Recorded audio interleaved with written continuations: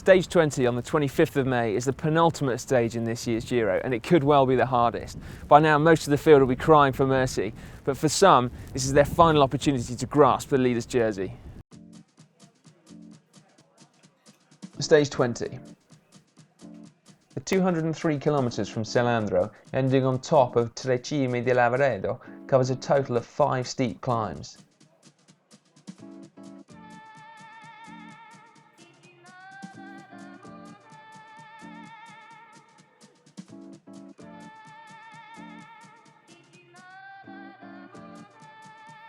The first 65 kilometres are flat, but from here on it's down to business for the rest of the day.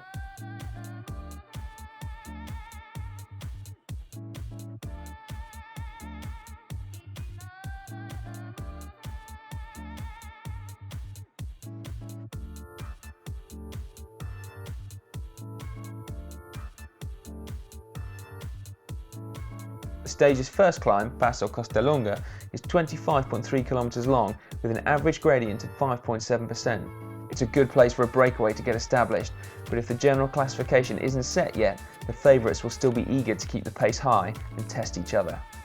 There are only 13 kilometres from the top to the beginning of the next climb, Passo di San Pellegrino, 11.8 kilometres and an average of 6.3%. This is where Juan Manuel Garatti won a stage in 2006 when his fellow escapee Jens Voigt admirably didn't want to sprint for the win after Garatti had done all the work in the break. This is something we haven't seen repeated by a breakaway rider in modern cycling ever since. After Passo di San Pellegrino, it's time for the feared ascent up to Passo Giao. There is an intermediate sprint in Selva de Cadore just before the final 10 kilometres, which have an average gradient of 9% towards the top. This is one of the most difficult climbs in the Giro, and at this point in the race it will make for a real bloodbath among the remaining riders. Passo Giao was also used in last year's Giro d'Italia when Joaquin Rodriguez won and dedicated the win to his late friend Xavi Tondo, who had died a year ago that day.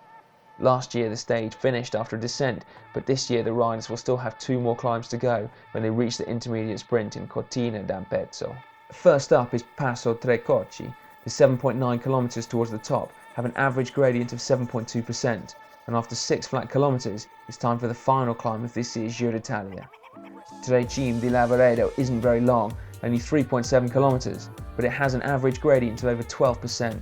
The climb rears up with 18% at the beginning. Taking into consideration the last few hard stages and the previous 4 climbs, Tre Cime di Lavaredo will most likely end up deciding the final podium. The Giro has finished on Tre Cime di Lavaredo 3 times so far. One of the winners, the Colombian climber Lucho Herrera, soloed away to a beautiful stage win in 1989. This season has shown a new cohort of Colombian climbers, and one of them could very well end up taking the win today. A long stage then in the heart of the Dolomites, featuring some textbook steep and brutal climbing. Whoever's got anything left at all in this year's race will be throwing everything they've got at that final climb, and we should know by the end of today with certainty who will be winning this year's Giro. But there is one more stage to go. Stay with GCN to find out what it is. Sunday the 26th of May is the 21st and final stage of the 2013 Giro d'Italia, and the riders that have survived the Dolomites will be glad over the obstacle. Now repeat this tons of times. Remember is that some of the cogs may well have spaces in between them.